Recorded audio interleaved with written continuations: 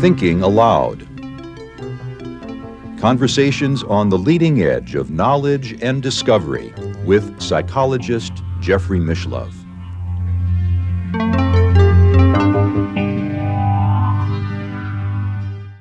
Hello and welcome. I'm Jeffrey Mishlove. Today we are going to explore the return of Dr. William Lang from the other side, one of the most impressive cases I've come across relating to post-mortem survival.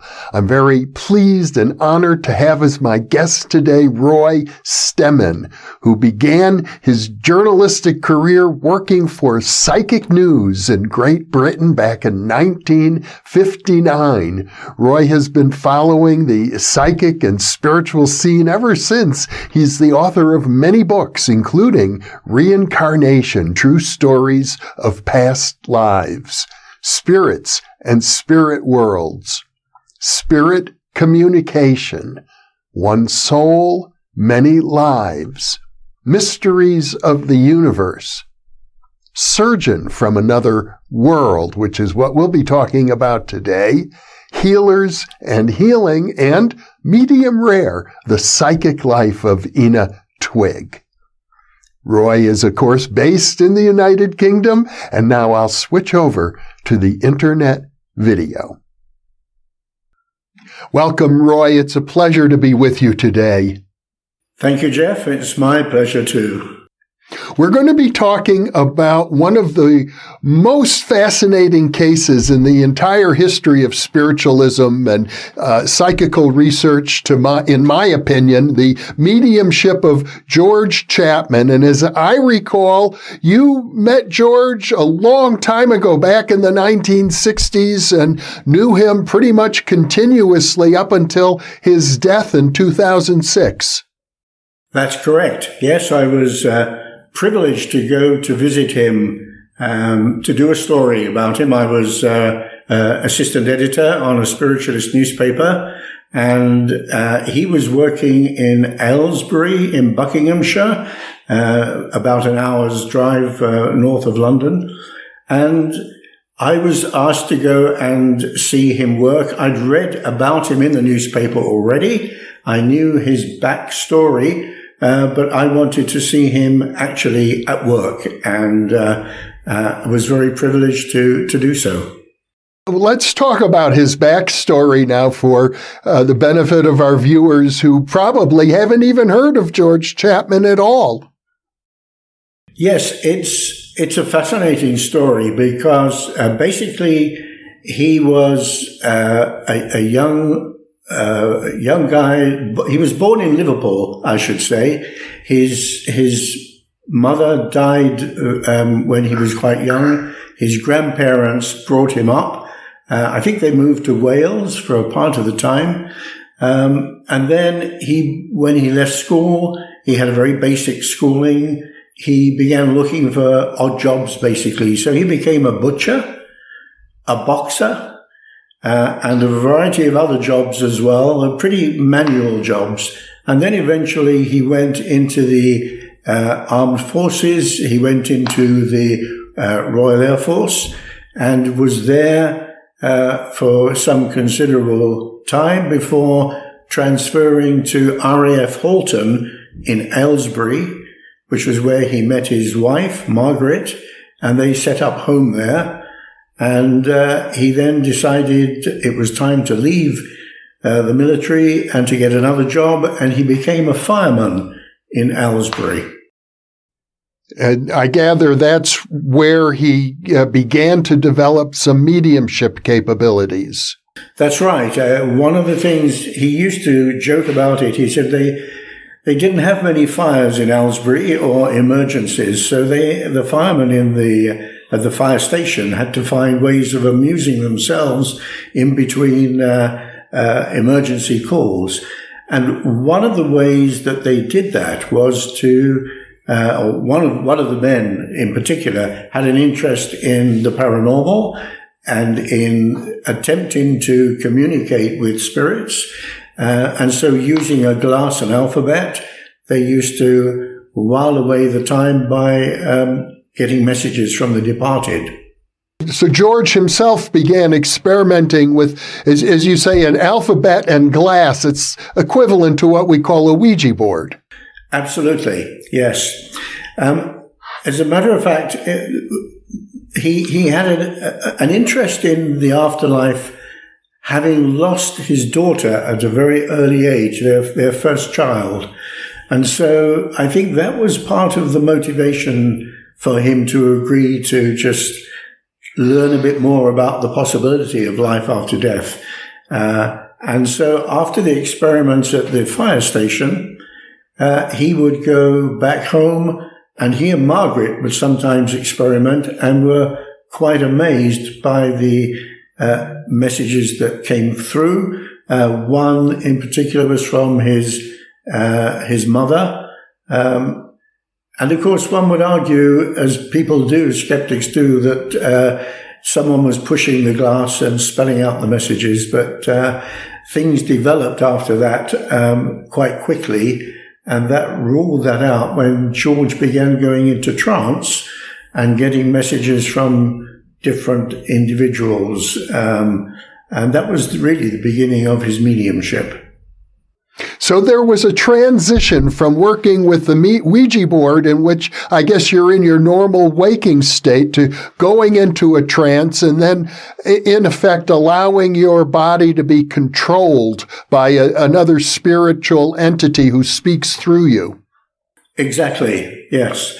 I knew both George and his wife very well, but I kick myself these days for never having sat down with Margaret and asked her what her reactions were. But she was clearly quite prepared to accept the development of his mediumship, and she was a great support to him in those very early days when he eventually found that William Lang, a doctor, or rather a surgeon, was speaking through him and had told George via Margaret that they had a mission to fulfill, which was one of healing the sick.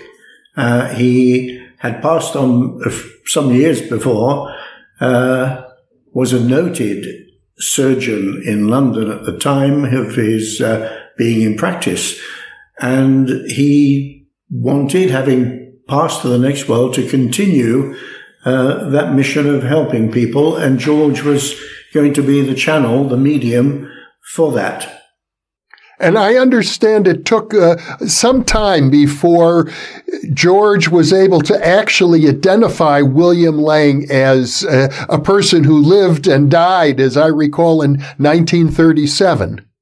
Yes, there was only a little bit of research at the beginning. I don't think it was the main issue, but one of his colleagues, ex-fireman, who joined him in experiments, decided to try and check whether there had been a William Lang serving in London.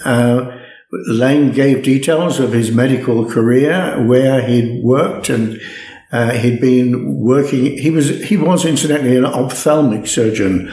So a hospital that nowadays is called the Moorfields Hospital in London, it had a different name while Lang was practicing there, was the place where he worked, but he also moved to the Middlesex Hospital and practiced there as a general surgeon. And the research they did confirmed that there had been somebody of that name working in those hospitals at the time that he said. That was the beginning of a mediumistic partnership that basically lasted for 60 years. From 1946 to 2006, William Lang became the main control of George Chapman and operated as a spiritual healer through him. That's correct. And what was really unique about George as a healer, there were many healers then as there are today. Most of them practiced laying on of hands. But George he went into trance to allow William Lang to take over his body. He would then remain in trance for up to 6 hours, sometimes more, each day that he gave healing. And during the procession of patients that came in, William Lang would perform spirit operations or psychic operations on their etheric bodies to produce results in their physical body. And I gather that for the first 10 years or so, George maintained his position with the fire department and did his mediumship and healing work on the side. Yes, I'm not sure how many years that was for, but certainly he was able, he needed an income. He didn't have much income from healing. I think patients would have been charged a small amount. I know certainly he would have given healing to some people who were unable to afford a consultation. So he continued as a fireman for a period of time and gave healing in the spare time that he had available. These healings apparently attracted the attention of people who were healed, and early on, I gather, even before you met George Chapman, a couple of books had already been written about him. Yes, the one that caught the public's attention was a book called Healing Hands by Joe Bernard Hutton, who I met on a couple of occasions with George. He was an interesting man, wrote several books, including one on Buster Crabbe, who was a diver that went missing whilst doing espionage work on a Russian vessel, if I remember the story correctly. But he had a lot of unusual contacts in Eastern Europe and elsewhere. But nevertheless, as a writer, he decided that the story of George Chapman ought to be recorded. Having himself gone to see William Lang as a patient, being quite skeptical, and yet when he was able to come out of the consulting room, I think there was an immediate improvement, and also he was able to see a progressive improvement over a period of time, resulting in a cure of the treatment he went for, which I think was an eye condition, if I remember correctly. And then he was able to visit and talk to some of the patients that William Lang had treated. And the book Healing Hands was published by W.H. Allen, and it got very good reviews. And nevertheless, George was still working as a fireman and a healer, and needed to really cope with a greater demand on his time. And wasn't there another book by Myron, I believe is the name, if I recall correctly, a dentist whose wife had a serious dental problem that he couldn't address? That's correct. Myron was a dentist, a dental surgeon. Whether his wife was one of his patients or not, I don't think that's revealed in the book. But the problem that she had after a dental treatment was that an upper molar, I think it was removed. And when it was taken out, it actually brought with it part of the roof of the mouth, leaving a hole. And so Myron had tried to resolve that in a series of treatments on his wife, and had not been able to do so. So it was a very unpleasant condition to have. And I can't remember how he heard about Chapman. It might have been through Healing Hands, but he booked an appointment, went to see Lang and Chapman. Lang did an operation on her, and to Myron's utter astonishment over the next few days, as he inspected the condition of his wife's, the roof of her mouth, he watched as the hole just slowly mended of its own accord. And I believe he said that would not have been possible really without surgery of some sort, which he himself couldn't perform. So she was totally cured. He was so impressed, he asked George if he could write about his experience and a few other cases. And so the story of William Lang was the little booklet that was produced, and I think George published that himself. And Dr. Lang was performing these surgeries, in effect, by not even touching the physical body, but operating on what you would call the spirit body.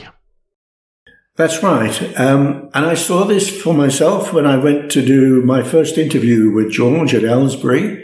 I knew what to expect, but actually experiencing it is something different.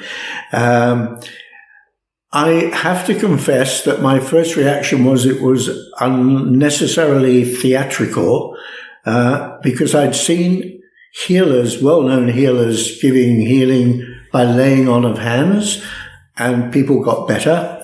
So I didn't see that there was a need for operations as such. But Lang, that was the way Lang preferred to do healing. And his argument was that by making adjustments to the etheric body of the patient, that would then be mirrored in their physical body, and there would be an improvement or hopefully a cure. So I can't remember how old I was probably 19 years old at the time, fit and healthy and robust, had nothing wrong with me that I could ask William Lang to treat. But I asked if he would do a checkup on me, and he said, sure.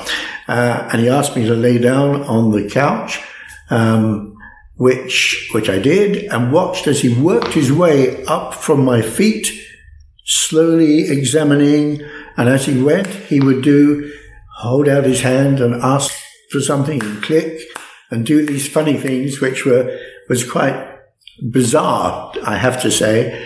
And then when he got to my head, he said, you might have a problem in future life. He told me at that stage I was fit and healthy. He hadn't found anything wrong. And he said that there was a tendency for a possibility of a tear duct blocking in later life. And he would operate on that so that I wouldn't have that problem, which he did. And I've never had that problem. But what was quite bizarre and a strange coincidence, really, if it was a coincidence, was that both my mother and her elder sister had both had serious problems with tear ducts, both of which needed to go into hospital and have an operation to, in fact, remove the tear duct and have an artificial tear duct inserted. So that was maybe a coincidence, but nevertheless, I'm still fit and healthy, and it's not a problem that's affected me. So I, as far as I was concerned, he was the real deal. And once I got to speak to many other patients, I realized just how outstanding some of the healings were. I know that the Psychic News publication for which you worked would report year after year after year on various miracle cures that occurred as a result of William Lang's healing. That's right. And whenever we had reports, I was usually, as assistant editor, I was usually the one that needed to talk to the patients concerned and get their full story. And some of them were absolutely astonishing in terms of having been told by the medical profession that there was nothing more that could be done for some of them. But William Lang rose to the challenge and was able to, not always providing a cure, but he usually, they benefited in various ways from the treatment he had. Some we heard about were also close to death when they went to visit William Lang. He couldn't always save them. He was often very honest about that and said, I'm afraid, your time is limited on earth, but I'll do my best to make the passing as peaceful and painless as possible. And that is what we heard in most cases, that they had an easy transition from this life to the next. Now, you knew George Chapman personally. You spent time with him socially, and you also had interactions with William Lang while George was in trance. Can you describe the difference in these two personalities? I can. I first heard William Lang's voice when I was waiting in the waiting room. I was the first person he was going to see that day before the people that were waiting in the other waiting room would be led in one by one. And I heard this huge voice echoing around the consulting room saying a prayer. And this was his practice every day. Before he began healing, he would say a prayer. And then I was shown into the room. The room was pretty dark. It wasn't pitch black, but there was just a dim light. And Lang explained that facilitated the operations he would do on the etheric body. So that was how he operated. Lang spoke in a very cultured voice. He had a very nice bedside manner, I would say, when dealing with patients, often joked with them. But it was like talking to a Victorian gentleman. He was clearly somebody that had lived in an earlier age and still had the manners and the culture of that period. I'm not saying that George Chapman didn't have those manners. He was a great guy. But out of trance, he was a very ordinary person, loved a good laugh and enjoyed a drink and a meal, was very sociable. And they were like chalk and cheese, two different people altogether. Did George Chapman have a different accent? Oh, yes. George was... as I say, he was brought up in Liverpool. He didn't have a thick Liverpudlian accent, but it was a typical 20th century English accent, I would say, of that period. He would sometimes stumble over a few words that he'd not come across before. He would never have claimed to have been highly educated, but was very knowledgeable. But Lang, on the other hand, had quite a vast vocabulary and a great knowledge of the period of time when he was practicing on Earth. I got some feedback from one of the people that I recommended go to see him. He was a cartoonist, Colin Earle, who is now quite a well-known artist as well. Colin had a detached retina, and he went to see him in the hope that it could be repaired. I think it was the second time it had detached, and the medical profession were a bit cautious about doing another treatment. And I remember him telling me that he was quite amazed that Lang, when he learned that Colin was a cartoonist, began talking about his favorite cartoonists from the late 18th century and 19th century that he used to enjoy seeing their work. And I think he knew one or two of them, which was quite amazing. Colin had an operation from Lang on his eyes, and Lang said he'd like to see him in 2 weeks' time. So the next week, a companion had driven him all the way up to Aylesbury for a second treatment and a checkup to see that all was well. And to his surprise, Lang didn't mention anything about his eyes. Instead, he simply prodded around the heart and said there was a problem, and advised him that as soon as he got home, he should go to see his doctor and ask for it to be checked. Now, Colin was not happy with that at all.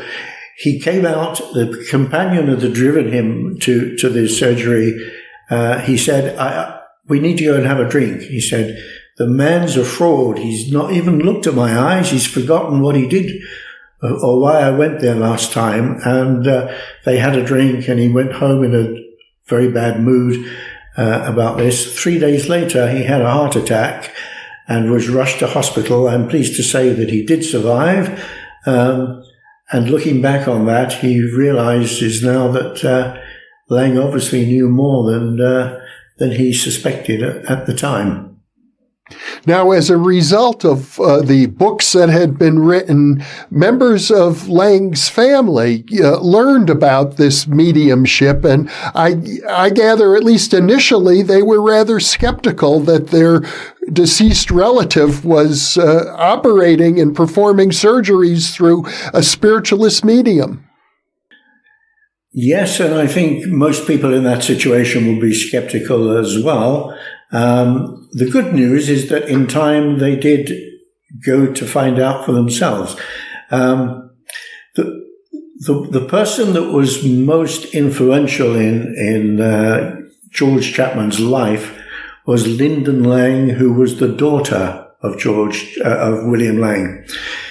She heard that a medium claiming to be the channel for her dead father was giving healing from two sisters who ran a healing circle in Birmingham. And they had invited George to give treatment to some of their regular visitors. And he agreed.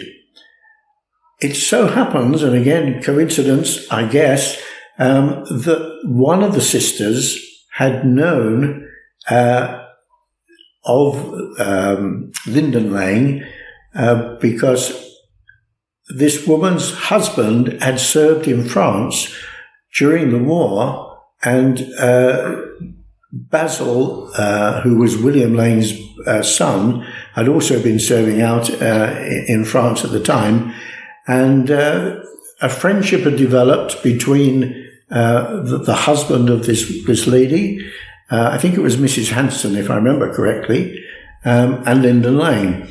And unfortunately, the husband was killed during the war, but the two women stayed in touch.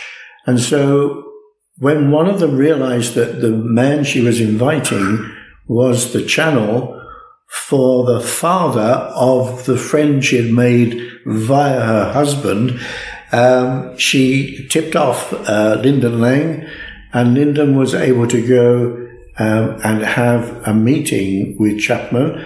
I believe she was intending to expose him as a fraud, or had that in mind, but I don't know that for sure. But certainly when she walked into the room and saw the entranced Chapman and heard her father speaking to her and talking about things that only he could have known, she accepted him as exactly as he said, the discarnate spirit of her father. And not only that, but Lyndon Lang then became a huge support for George and his mediumship, and the work that her father was continuing to do from the spirit world. I understand that Lyndon Lang arranged for George to hold regular seances with members of the medical profession who had been colleagues of William Lang while he was alive. That's correct. In fact, because having satisfied herself of the genuineness of the mediumship, she wanted to share that with others that knew him. Now, the doctors that she was in contact with were mostly colleagues of her brother, who had also been a surgeon, and he and William Lang had worked together quite often.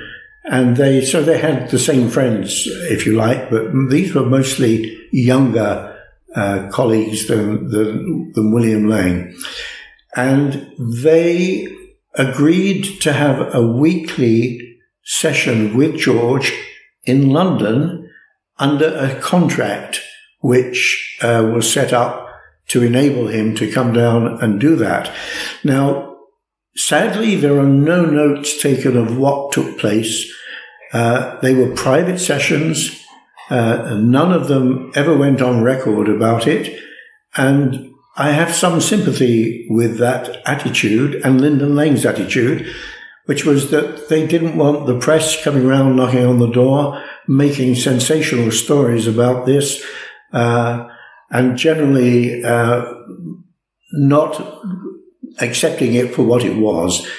They wanted it to be as private and to benefit as many people as possible. I believe they often took a patient or two along to these sessions.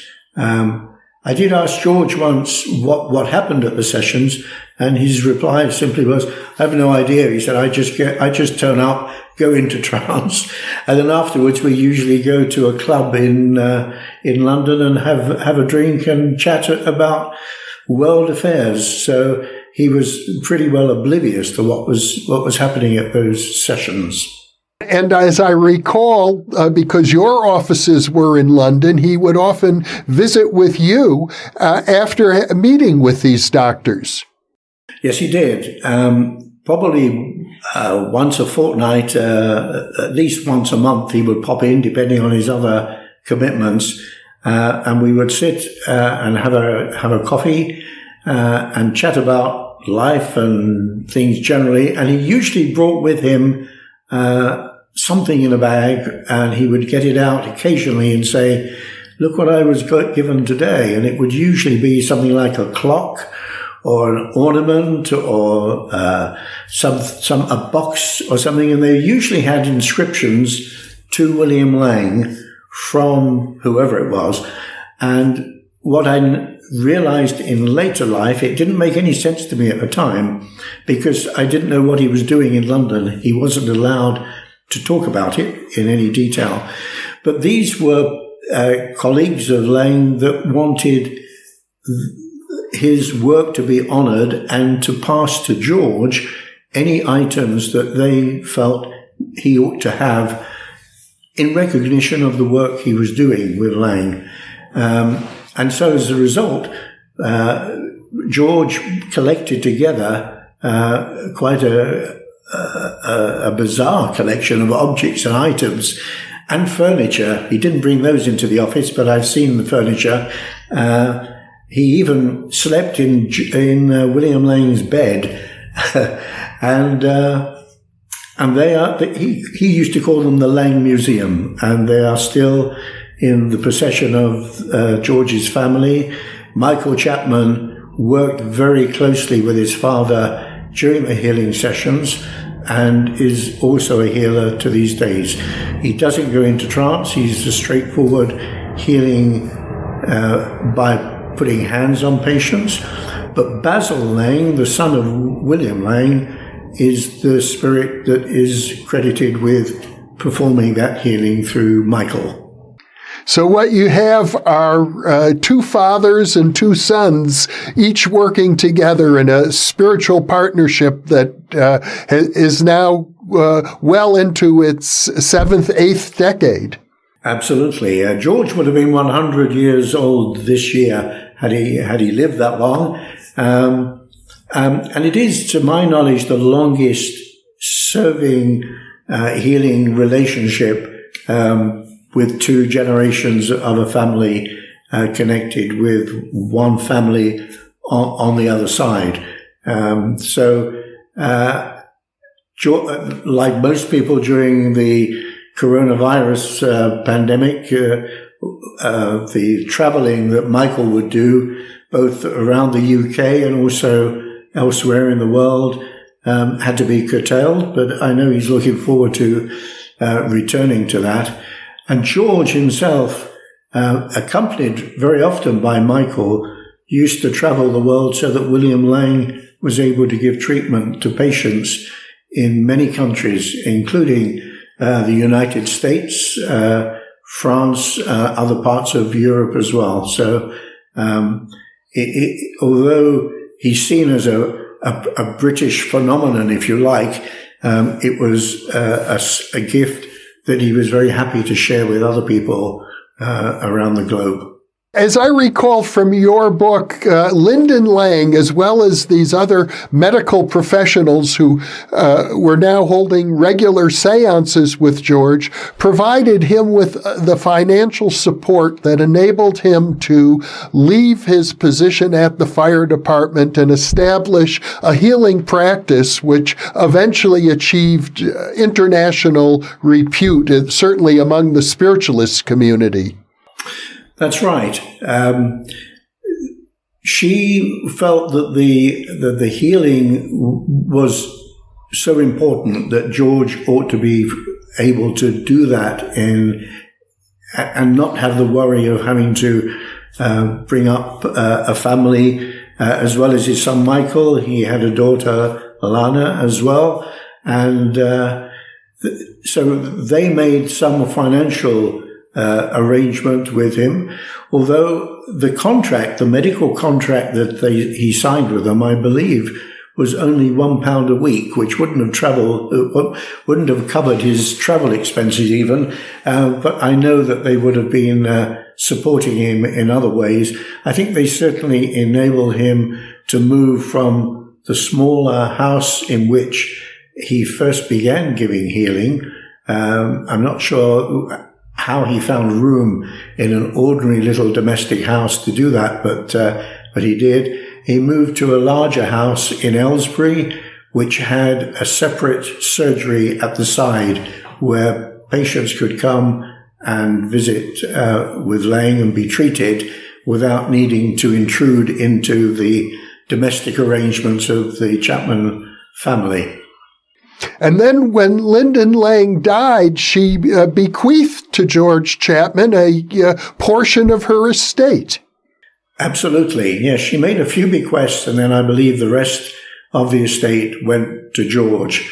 I've spoken to people in the past that have been quite skeptical about the George's mediumship and the claims that Lyndon Lang supported it, for the simple reason that Lyndon Lang never publicly declared her acceptance of his mediumship. And as I indicated earlier, that was because she didn't want any press intrusion in her life. And I think she was right to do that.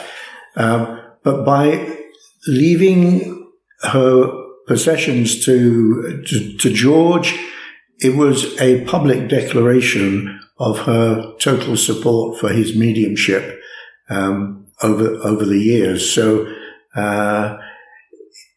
for George, I don't know how much it came to. It would have been quite a few thousand, and I'm sure it helped him enormously in looking after his growing family as well. But more than anything else, it meant to him that he had that confirmation that what he had been claiming all those years was supported by Lyndon Lang, the daughter, and we later learned by other people in the family as well.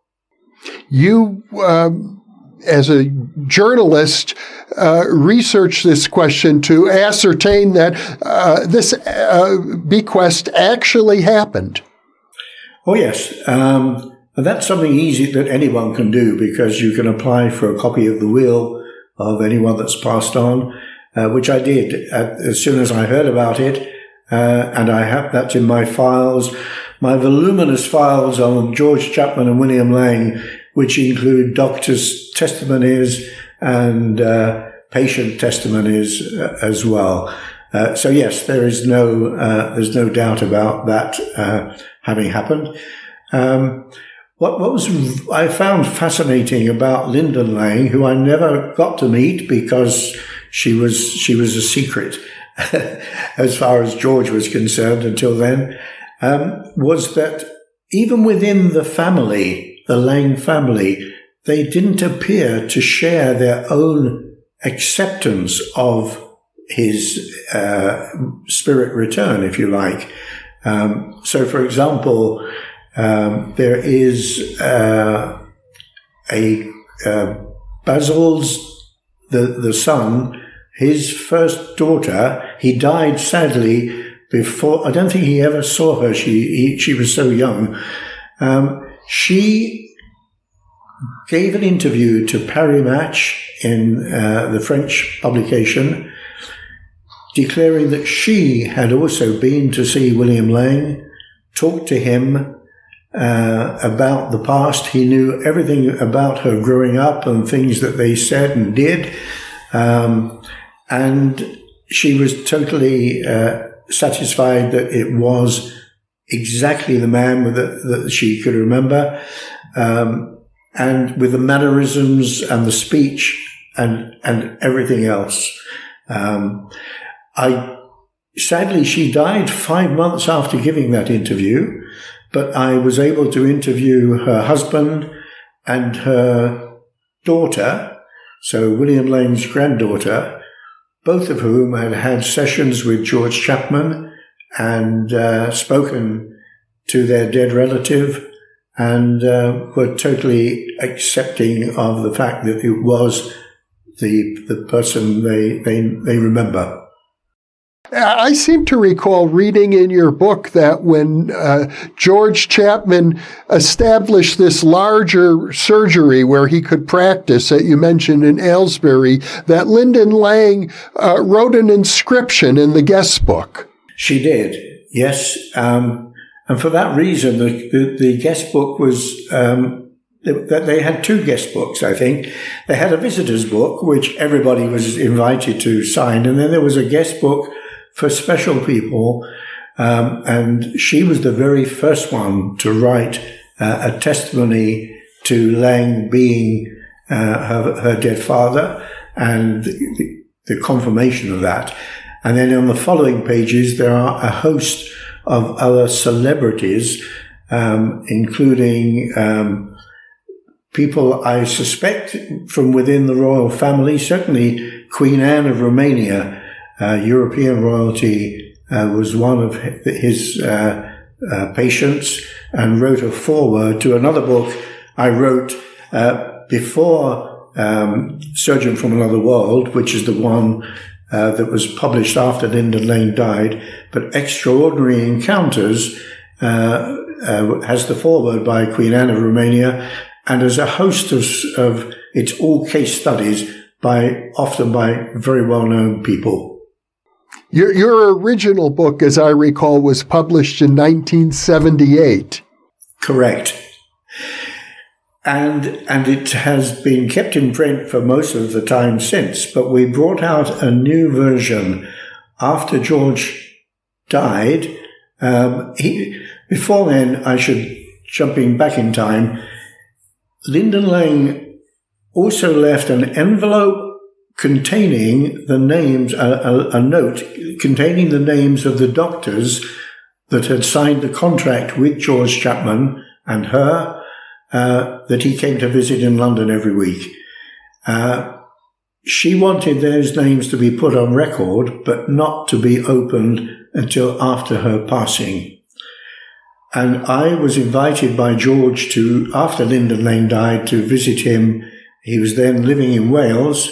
I went to Wales to Pantglas, and there were about 4 people who witnessed the opening of the letter, and we saw for the first time the names of the doctors that were part of that little group that had regular sessions with William Lang through George's mediumship. George decided, having opened the envelope, that he was worried that some of them might have children in the medical profession. It's quite common for doctors and surgeons to have their children follow in their parents' footsteps. And so he said he would publish it, but at a later date. Sadly, he never did that before he passed on.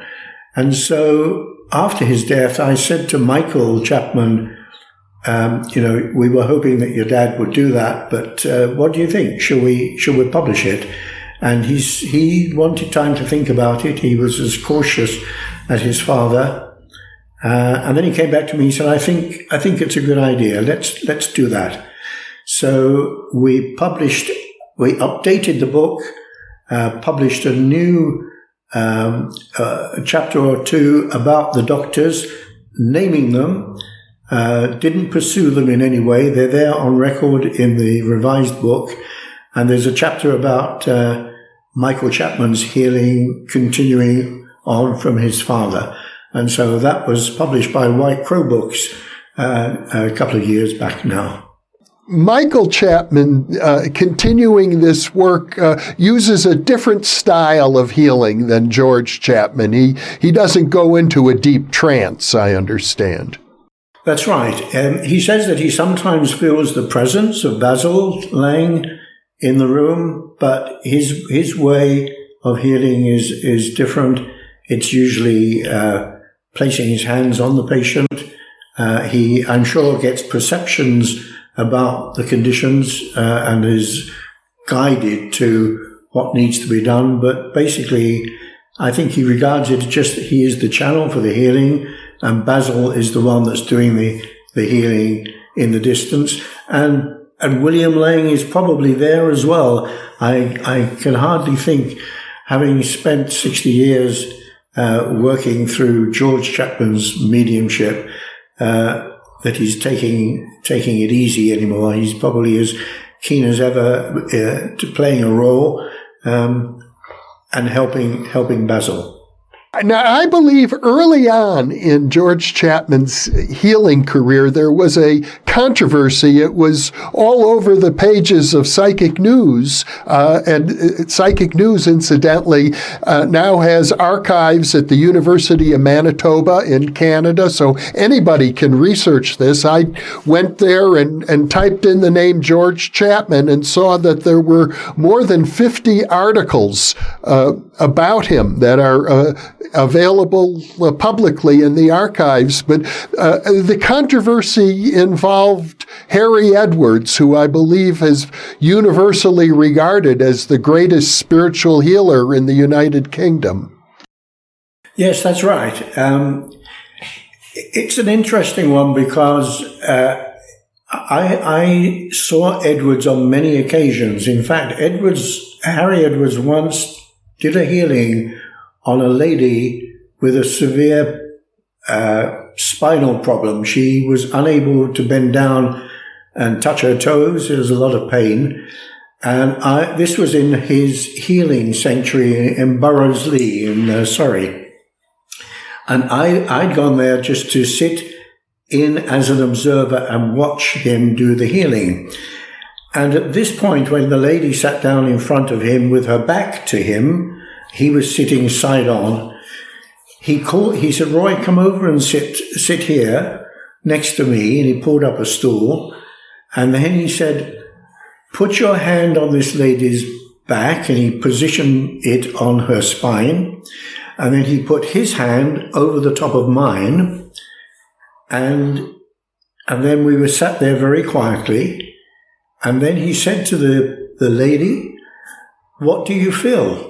And she said, "I can feel an intense heat. It's really hot."